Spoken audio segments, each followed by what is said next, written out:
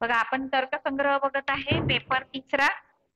अन्नमभट्ट विरचित तर्कसंग्रहातला आपल्याला 7 पदार्थांपैकी द्रव्य बघून झालं. आता आपल्याला बघायचं आहे गुण, जो दुसरा पदार्थ आहे आणि ते गुण एकूण 24 आहे. रूप, रस, गंध, स्पर्श इत्यादी जे काही आपण बघितले होते. आता मी तुम्हाला स्क्रीन शेअर करते म्हणजे तुम्हाला पुस्तक राहील तुमच्या डोळ्यासमोर.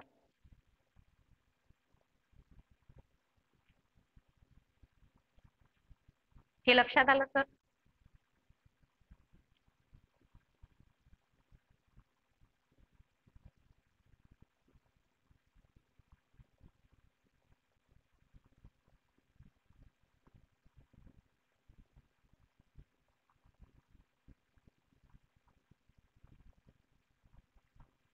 मॅडमनी एक तर्काच्या नोट्स पाठवलेल्या आहेत.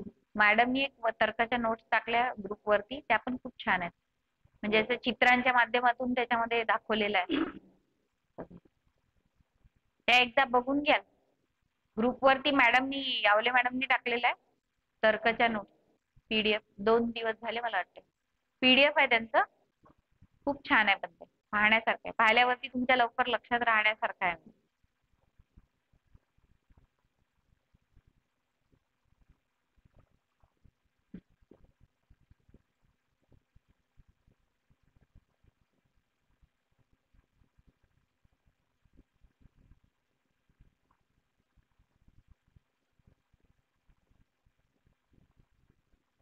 गुणलक्षणम काल लिहून ठेवलं होतं ना आपण, नोटबुक मध्ये लिहिलं होतं ना गुणलक्षणम. हो, तर त्याच्यातला पहिला गुण आहे रूप. रूपलक्षणम लिहावं लागेल आता. रूपलक्षणम.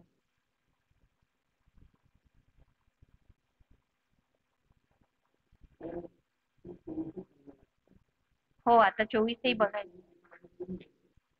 हो, ते लिहावं लागतील. मी पुस्तक देते.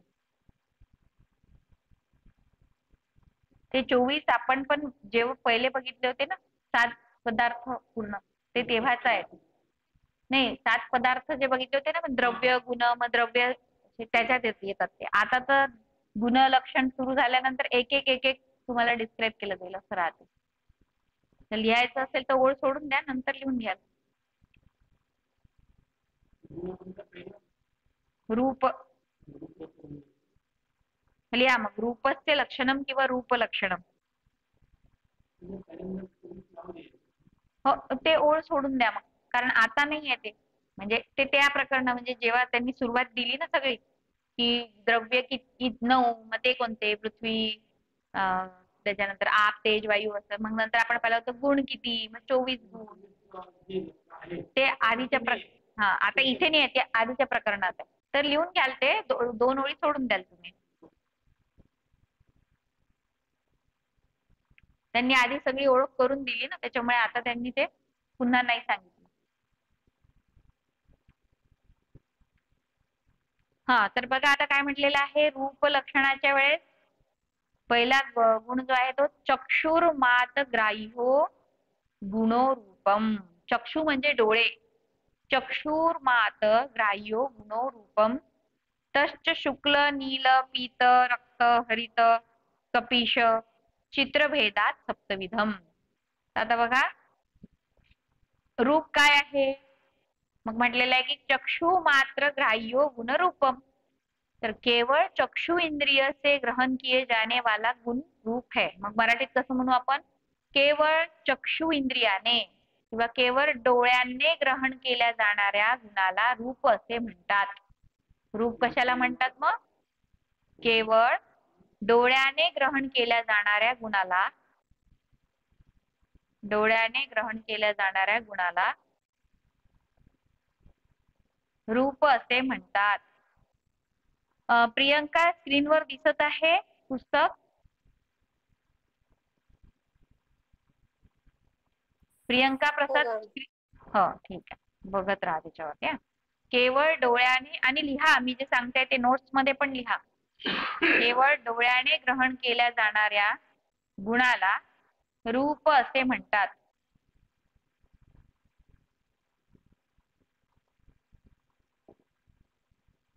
ते ते दुसरी ओळ आहे. ते पांढरे, निळे, काळे, पिवळे, लाल, हिरवे,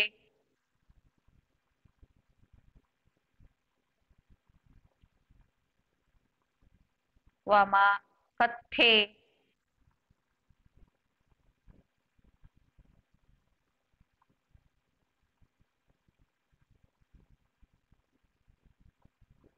आणि जांभळे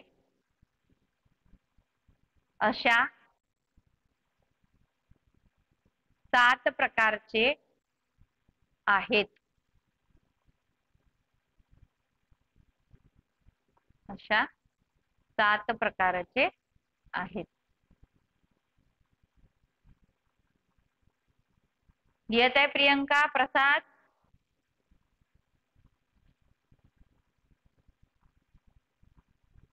प्रियंका, हा, पुढे लिहा. हे रूप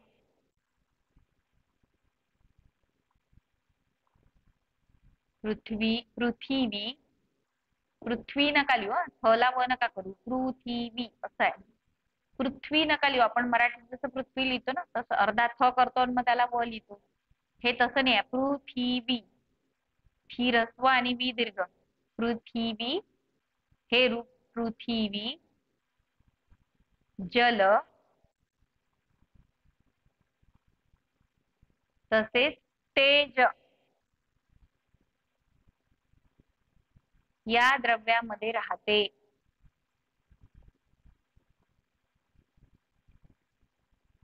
या द्रव्यांमध्ये राहते. यामधील, त्यामधील पृथ्वीमध्ये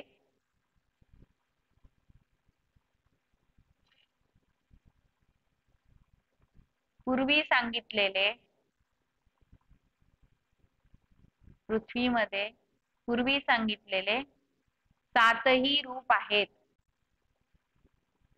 7ही रूप आहे. पृथ्वीमध्ये 7ही रूप आहेत.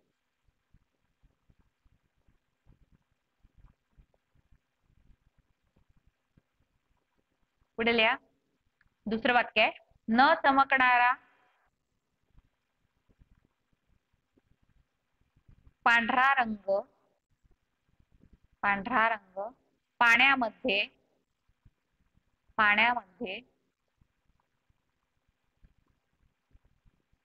आणि चमकणारा पांढरा रंग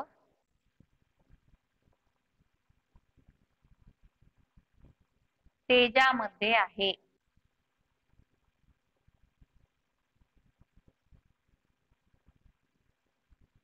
आता बघा, याला एक्सप्लेन करून पाहू आपण.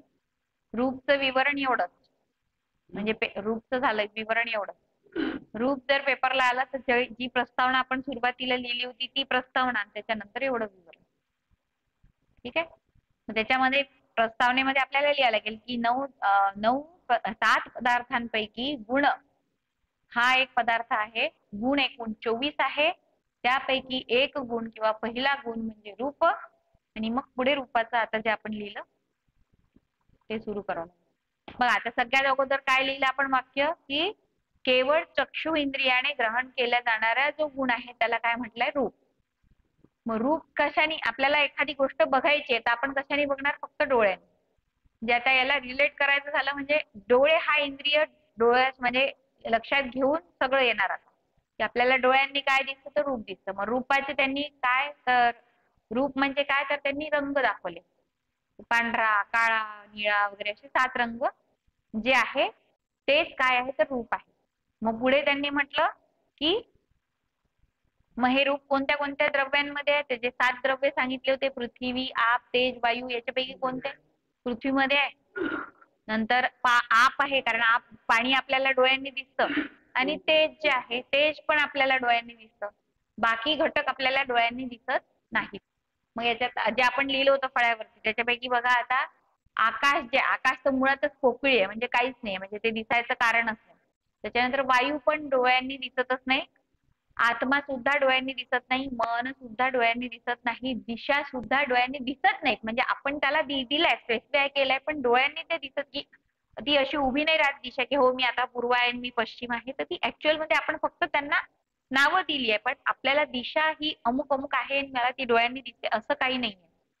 त्याच्यामुळे डोळ्यांनी दिसणारे फक्त तीनच, पृथ्वी, आप आणि तेज. कारण की आपल्याला प्रकाश दिसतो डोळ्यांनी, पाणी दिसतं आणि पृथ्वीवरती जे जे घटक आहेत ते. मग त्याच्यात त्यांनी म्हटलं की पृथ्वी जी आहे, पृथ्वीमध्ये जे 7 रंग अगोदर सांगितले, पांढरा, काळा, निळा, जे काय असेल, पिवळा, लाल वगैरे, ते सगळे रंग पृथ्वीमध्ये बघायला मिळतात. म्हणजे आता आपण आजूबाजूला जेवढे घटक बघतो ते सगळे वेगवेगळ्या रंगाचे असतात. मग पाण्यालाही रंग आहे, विशिष्ट विशिष्ट. जरी पाण्याला रंग नाही असं म्हणतो आपण, तर पण काही तर आहे ना रंग त्याला. तर त्याच्या रंगाचं त्यांनी नाव ठेवलं की न चमकणारा पांढरा. त्यांच्या मते हा आहे म्हणजे तो रंग. तर्क संग्रहाच्या मते न चमकणारा पांढरा रंग पाण्याचा आणि चमकणारा पांढरा रंग तेजाचा. जो प्रकाश आपल्याला दिसतो किंवा आग जळताना जो प्रकाश दिसतो तो चमकणारा पांढरा रंग. ठीक आहे. तर इथे रूप संपलं आपलं. त्याच्यानंतरचा गुण कोणता आहे? त्याच्यानंतरचा गुण आहे रस. माता लिहा रसलक्षणम. रसलक्षणम हेडिंग टाका, रसलक्षणम किंवा रसस्य लक्षणम असं सुद्धा लिहिलं तरी चालेल. रसलक्षणम.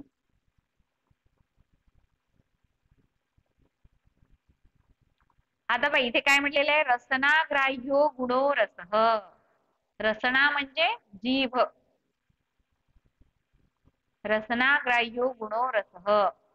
मग गुणो काय, रस काय आहे? तर रसनाग्राह्यो म्हणजे जिभेने ज्याला आपण ग्रहण करतो त्याला काय म्हटलेलं आहे? रसः. रसनाग्राह्यो गुणरसः. मराठीमध्ये लिहा रसना कंसामध्ये लिहा जीभ. रसना कंसामध्ये जीभ. रसनाग्राह्यो गुणो रसः. तुमच्या पुस्तकात असेल बघा, बघून लिहा व्यवस्थित. रसनाग्राह्यो गुणो रसः. हायलाइट असेल असं काळ्या अक्षरामध्ये दिसतंय. रसनाग्राह्यो गुणो रसः. दिसलं का? मराठीत लिहा मग आता. रसना कंसामध्ये जीभ.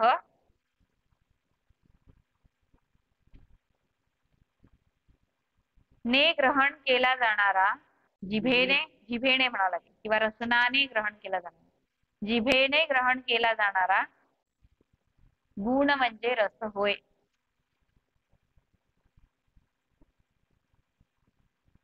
ते म्हणजे आपल्या 6 चवी ज्या आहे ना त्या येणार आता याच्यामध्ये. गोड, खारट, जिभेने ग्रहण केल्या जाणाऱ्या गुणाला रस असे म्हणतात. मग पुढे लिहा. मग रस कोणते आहेत ते आहेत आता. कोणते रस आहेत? मीठ, सॉरी काय म्हणतात, गोड, खारट, आंबट, कडू, तुरट तसेच तिखट. या भेदाने 6 प्रकारचे आहेत. 6 प्रकारचे आहेत. 6 प्रकारचे आहेत. म्हणजे 6 चवी आहेत या. आपण जेवणामध्ये ज्या 6 चवी घेतो त्या 6 चवी, त्यांना 6 रस असं म्हटलंय. पुढे आहे हा रस केवळ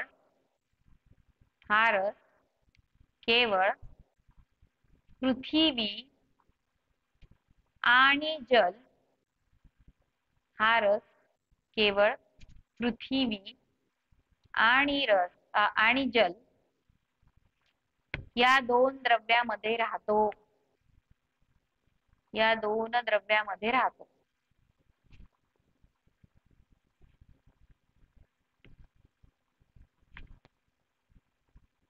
त्यामधील त्यामधील त्यामधील पृथ्वीमध्ये पृथ्वीमध्ये 6 रस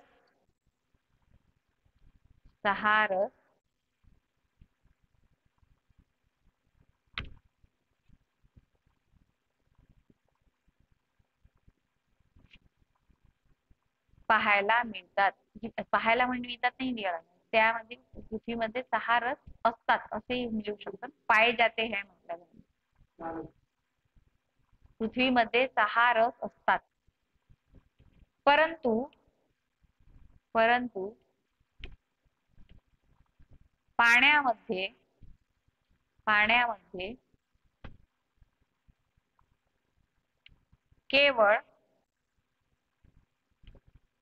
पाण्यामध्ये केवळ मधुर म्हणजे गोड मधुर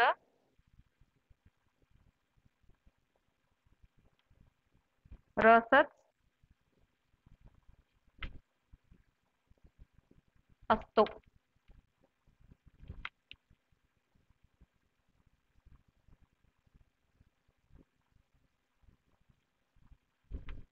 बघा, पाण्याबद्दल व्याख्या केलेली आहे तर्कसंग्रहामध्ये. रसमध्ये टाकलेलं आहे त्याला. त्याचं इंद्रिय आहे रसना, जीभ. काय म्हटलं आपण, झालं विवरण संपले. आता याचं बघू आपण स्पष्टीकरण. काय आहे की रसना या रसनाने ज्याचं हे करता येईल, काय म्हणता येईल, ग्रहण केल्या जाईल रसना इंद्रियाने किंवा जिभेने ज्याला ग्रहण केल्या जाईल त्या गुणाला म्हटलं आहे रस. मग रस त्यांनी 6 चवी सांगितल्या त्याच्यानंतर, की गोड, खारट, तिखट, तुरट, आंबट, कडू, ह्या 6 चवी आहेत. हे रसाचे 6 प्रकार आहेत असं त्यांनी म्हटलं. आणि त्यातील मग कशामध्ये बघितले जाते, रस हे फक्त 2 द्रव्यांमध्ये, पृथ्वी आणि आप म्हणजे पाण्यामध्ये. मग पृथ्वीमध्ये 6ही रस आपल्याला मिळतात. पृथ्वीमध्ये 6 रस म्हणजे जसं आपण जे अन्न खातो ते पृथ्वीच्या स्वरूपात घेतलं त्यांनी, तर मग त्याच्यामध्ये 6ही रस मिळतात. आणि पाण्यामध्ये मात्र एकच रस, तो म्हणजे मधुर, गोड. पाणी हे गोड आहे या अर्थाने त्यांनी घेतलं, म्हणजे लिटरली गोड नाहीये, पण त्याची चव त्यांनी गोड अशी गृहीत धरलेली आहे. ठीक आहे, तर हा झाला रस. या आधी आपण पाहिलं होतं रूप, त्याच्यानंतर आपण पाहिलं रस. त्यांचे इंद्रिय लक्षात ठेवले तर जास्त सोपं जाईल. डोळ्यांशी निगडीत आहे रूप, आणि आता रस हा निगडीत आहे जिभेशी, म्हणजे त्याचं विवरण करायला सोपं जातं आपल्याला. त्याच्यानंतरच आहे गुण गंध. गंध लक्षणम टाका नोटबुक मध्ये, आपण गंधाचं लक्षण बघू. आता गंधाच्या वेळेस त्यांनी म्हटलंय की घ्राण ग्राह्यो गुणो गंध. घ्राण ग्राह्यो गुणो गंध. घ्राण म्हणजे तुमची नासिका, नाक, नोज. आता म्हटलं की घ्राण से ग्रहण किया जाने वाला गुण उसे गंध कहा जाता है. मग मराठीत लिहा, घ्राणाने, कंसामध्ये लिहू शकता तुम्ही, नाकाने ग्रहण केल्या जाणाऱ्या गुणाला, नाकाने ग्रहण केल्या जाणाऱ्या गुणाला गंध असे म्हणतात. गंध असे म्हणतात. गंधाचे, गंध म्हणजे स्मेल याचा अर्थ. गंधाचे 2 प्रकार आहेत जे आपल्याला माहित आहे, सुगंध आणि दुर्गंध. गंधाचे 2 प्रकार आहेत, सुगंध आणि दुर्गंध. आता बघा, हे दोन्ही शब्द संस्कृत आहेत, सुगंध आणि दुर्गंध. ते हिंदीतही आहे, मराठीतही आहे आणि संस्कृतमध्येही आहे. आता हे हिंदी भाषांतर आहे, त्याच्यात सुगंध दुर्गंध आलेला आहे. संस्कृत मध्ये सुद्धा सुगंध दुर्गंध आहे, पण इथे देताना त्यांनी सुरभी म्हटलंय सुगंधाला. सुरभी, सुरभी म्हणजे सुगंध आणि असुरभी म्हणजे दुर्गंध. आपल्या दूरदर्शनवर सिरियल यायचं बघा सकाळी, सुरभी. पाहिलं असेल तुम्ही बघितलं असेल सर, सकाळच्या वेळेला दूरदर्शनला राहायचं सुरभी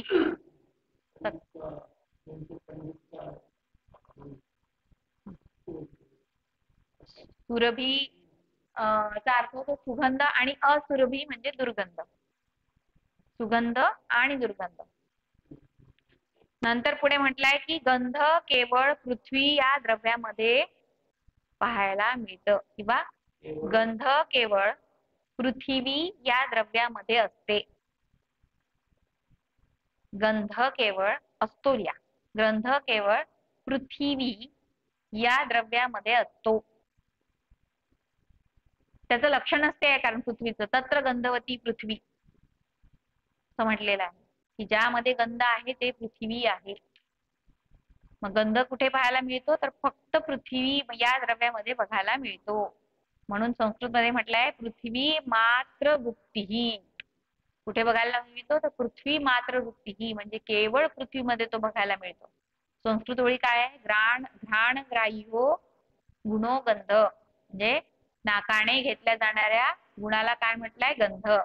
सद्विविध तो दोन प्रकारचा आहे. ऍक्च्युअल मध्ये संस्कृत खूप संक्षिप्त असतं. मराठी किंवा हिंदी मधलं विवरण जास्त आहे. संस्कृत पाठ करायला सोपं आहे. तत्र गंधवती पृथ्वी छोटस ओळ आली. साद्विविधम ती दोन प्रकारची आहे. इथे मग जसं की गंधाचं काय घ्राण ग्राह्य गुणोगंध छोटशी ओळ येते पण अर्थ थोडा मोठा असतो असं होतं. सद द्विविध मग तो दोन प्रकारचा आहे. सुरभीर सुरभीश्च सुरभी असुरभी च म्हणजे सुरभी आणि असुरभी सुगंध आणि दुर्गंध. मग पुढे म्हटलंय पृथ्वी मात्र वृत्ती केवळ पृथ्वीमध्येच बघायला मिळतो. ठीक आहे. इथे आपलं लक्षण झालं गंधाचं. रूप झालं रस झालं गंध झालं. आता नंतरचं बघायचंय आपल्याला स्पर्श. स्पर्श लक्षणम लिहा. स्पर्श लक्षणम स्पर्श लक्षणम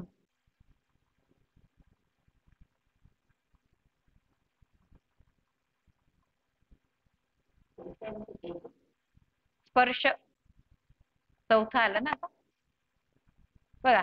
त्वगेंद्रिय मात्र ग्राह्य यो गुण स्पर्श.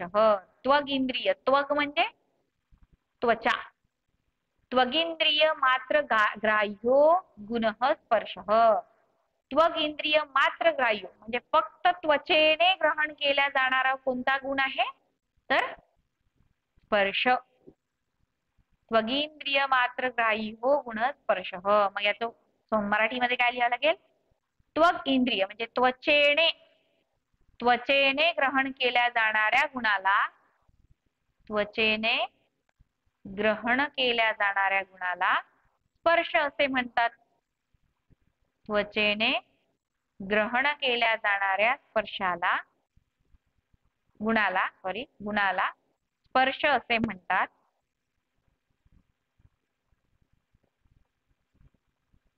स्पर्श हा तीन प्रकारचा आहे. तीन प्रकारचा असतो.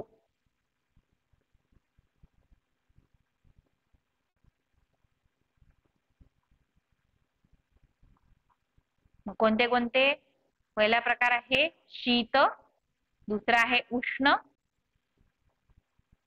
आणि तिसरा आहे अनुष्ण म्हणजे कोमट. थंड गरम आणि कोमट. शीत उष्ण आणि अनुष्ण त्याला कवोष्ण असं सुद्धा म्हणतात संस्कृत मध्ये. बघा संस्कृत काय म्हटलेलं आहे सच त्रिविधम तो तीन प्रकारचा आहे.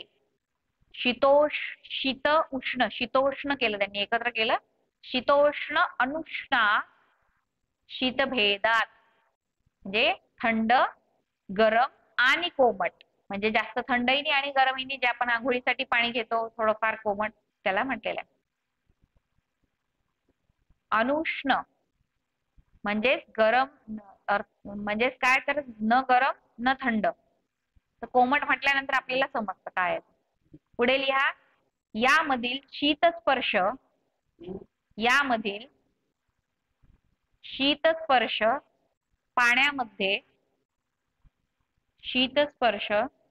पाण्यामध्ये उष्णस्पर्श तेजामध्ये कंसामध्ये लिहू शकता तुम्ही अग्नी आणि सूर्य यांचे तेज. मग तेज कोणते? उष्ण तेज कोणतं? तर उष्ण स्पर्श तेजामध्ये कंसामध्ये लिहून घ्या अग्नी आणि सूर्य यांचे तेज. सूर्य कंस पूर्ण करा. तसेच अणुष्ण शीत स्पर्श म्हणजे कोमटही लिहिलं जाते आणि कोमट स्पर्श पृथ्वी आणि वायू मध्ये असतो. पृथ्वी आणि वायू मध्ये असतो.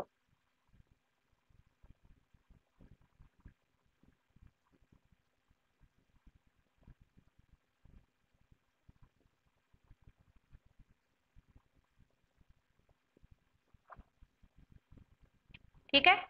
तर इथे आता आपण स्पर्श याबद्दल माहिती बघितली.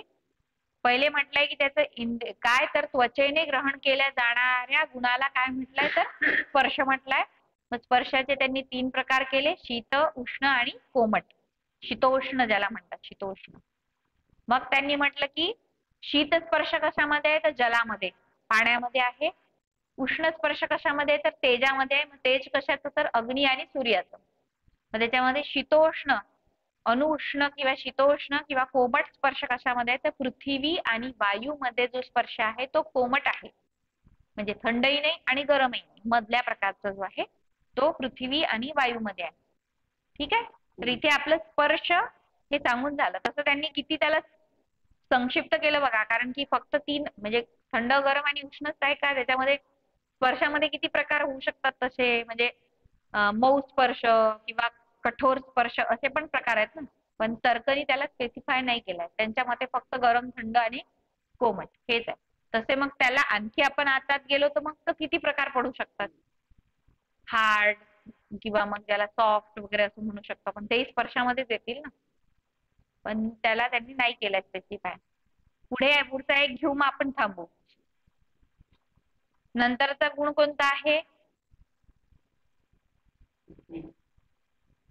नाही.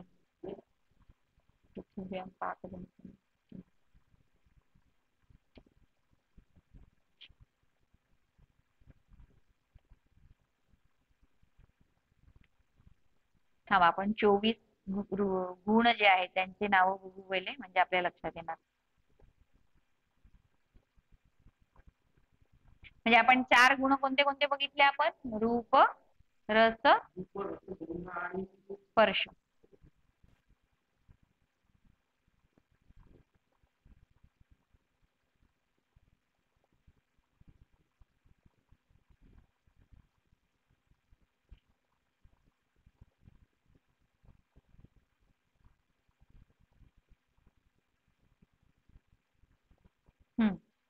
बघा, गुणांच्या 24 नावांच्या वेळेस रूप, रस, गंध, स्पर्श आणि संख्या. आता संख्या आहे म्हणजे 5वा जो गुण आहे तो संख्या. मग लिहा संख्या लक्षणम.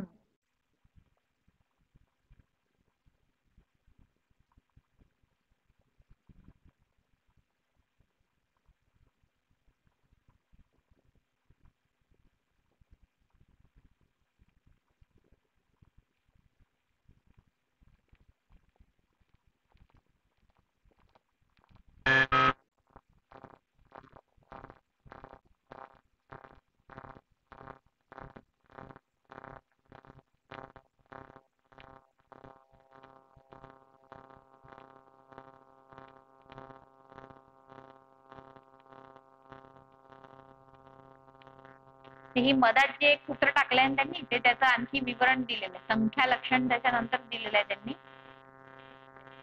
संख्या लक्षण लिहिण्याच्या अगोदर आपण एक जी सूत्र आहे ते बघून घेऊ. त्यांनी काय म्हटलंय? रूपादी चतुष्टय पृथिव्याम पाकजम नित्यम च. तर रूपादी चतुष्टय म्हणजे जे आता 4 बघितले आपण, रूप, रस, गंध आणि स्पर्श. रूपादी चतुष्टय पृथिव्याम पाकजम नित्यम च. हे पृथ्वी सोबत त्यांचा संबंध आहे आणि ते नित्य आहे. रूप, रस, गंध आणि स्पर्श यांना त्यांनी असं म्हटलेलं की पृथ्वीमध्ये कॉमन आहेत सगळे. रूपही आहे.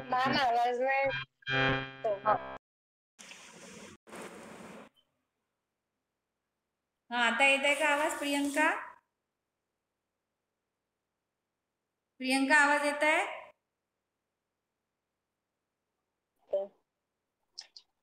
आवाज येते प्रसाद? प्रियंका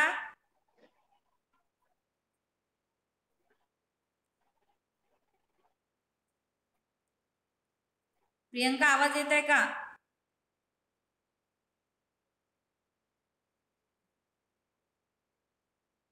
हो मॅम आता येतं. हा ठीक आहे. तर बघा आतापर्यंत जे आपण 4 गुण बघितले त्याच्याविषयी म्हणत आहे की रूपादी चतुष्टय पृथिव्याम पाकजनम अनित्यम च. तर जे आतापर्यंत बघितले आपण रूप, रस, गंध आणि स्पर्श हे पृथ्वीमध्ये आहेत आणि ते अनित्य आहेत. म्हणजे हे पृथ्वीमध्ये जसं रूपही बघायला मिळतं, रसही बघायला मिळतो पृथ्वीमध्ये आणि गंधही बघायला मिळतो आणि स्पर्शही बघायला मिळतो आणि ते नित्य आहे. त्याच्यानंतर म्हटलंय की अनित्या अपाकज नित्य अनित्यम च. पुढे म्हटलेलं आहे की अनित्य पृथ्वी से भिन्न जलादि आश्रयों में का अपाकज होते हैं एवं नित्य और अनित्य दोनों ही प्रकार के होते हैं. मग आता त्यांनी म्हटलं की जेव्हा पृथ्वीमध्ये आपण बघतो हे सगळे रूप ते आपल्याला बघताना अनित्य नित्य दोन्ही बघायला मिळतात. की जसं नदी असते तर नदी उन्हाळ्यामध्ये आटून जाते, पावसाळ्यामध्ये आपल्याला भरलेली दिसते, मग आपल्याला ती कधी दिसते कधी दिसत नाही असं होतं. तर नित्य आणि अनित्य दोन्ही प्रकारच्या त्या बघायला मिळतात, पण ऍक्च्युअलमध्ये ते नित्य आहेत असं त्यांचं म्हणणं आहे. म्हणजे 4 जे आहेत रस, रूप ते गुण हे नित्य आहेत. नंतर म्हटलंय नित्यगतम नित्यम अनित्यगतम अनित्यम.